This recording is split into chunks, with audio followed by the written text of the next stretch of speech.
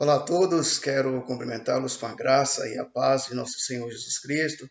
Nesse dia eu quero te convidar a refletir comigo no livro de Zacarias, capítulo de número 4, verso de número 6, onde a palavra de Deus nos diz assim: Prosseguiu ele e me disse, esta é a palavra do Senhor a Zorobabel, não por força, nem por poder, mas pelo meu espírito, diz o Senhor dos Exércitos. Refletiremos nesse dia a respeito do tema nem por força, nem por violência. Certamente, em algum momento da nossa vida, tenhamos ouvido ou até mesmo citado esse versículo. Não por força, nem por poder, mas pelo meu espírito, diz o Senhor dos Exércitos. Mas existem alguns fatos curiosos a respeito desse versículo que precisamos buscar resposta. Primeiramente, quem era Zorobabel? E em segundo lugar, a respeito do que se refere essa aplicação de poder.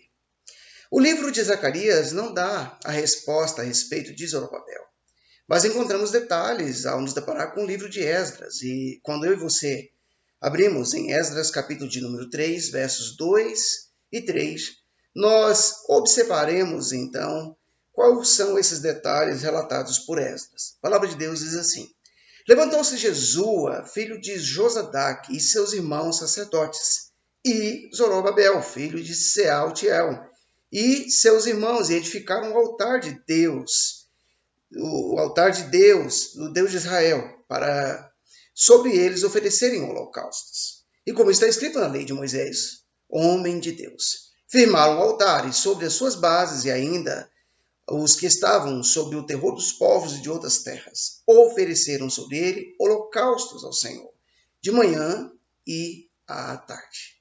Então nós somos levados a compreender que Zorobabel foi um dos exilados que voltou da Babilônia. Ele era descendente direto do rei Davi.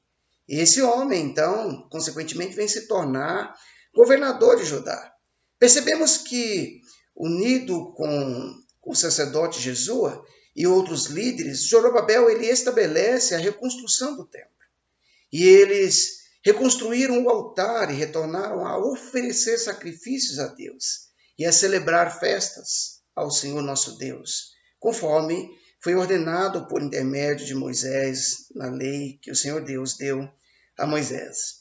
O livro de Esdras ele ainda vai nos dar explicações detalhadas a respeito do período em que se inicia essa obra. E qual eram as pessoas que estavam envolvidas, como tudo foi coordenado por intermédio de Zorobabel e também de Jesua. E isso nós podemos observar ainda no livro de Esdras, no mesmo capítulo 3, nos versos de número 7 e 8, que diz assim: Deram, pois, o dinheiro aos pedreiros e aos carpinteiros, como também comida, bebida e azeite aos sidônios e tírios, para trazerem do Líbano madeira de cedro ao mar para Jope, segundo a permissão que lhes tinha dado Ciro, rei da Pérsia, no segundo ano da sua vinda à casa de Deus em Jerusalém, no segundo mês. Zorobabel, filho de Sealtiel, e Jesua, filho de Josadaque, e os outros seus irmãos sacerdotes e levitas, e todos que vieram do cativeiro a Jerusalém, começaram a obra da casa do Senhor, e constituíram levitas da idade de 20 anos para cima para superintender.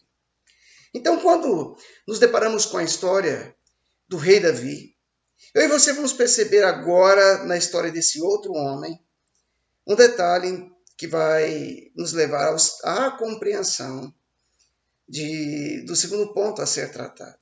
Ou seja, nós percebemos facilmente que, segundo o que nos relata o primeiro livro de Samuel, capítulo 17, era utilizada a força militar, o poder militar nos combates. Todavia, é de observar de forma muito clara que é o Senhor Deus que vai dar a vitória contra o gigante Golias. É reconhecido que é o Senhor Deus que vai dar essa vitória contra o gigante Golias.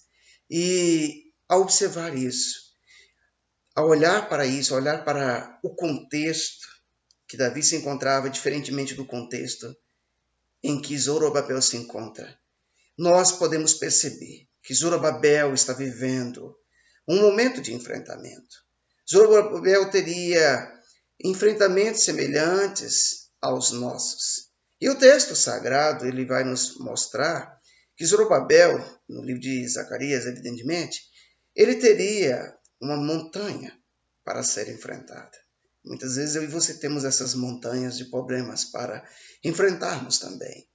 E os enfrentamentos que Zorobabel teria pela frente, eles nos mostram que tratavam-se a respeito do desânimo do povo, a oposição dos inimigos ao seu redor, a economia afetada pelas colheitas escassas, mas principalmente as pessoas desobedecendo a palavra de Deus, a lei de Deus.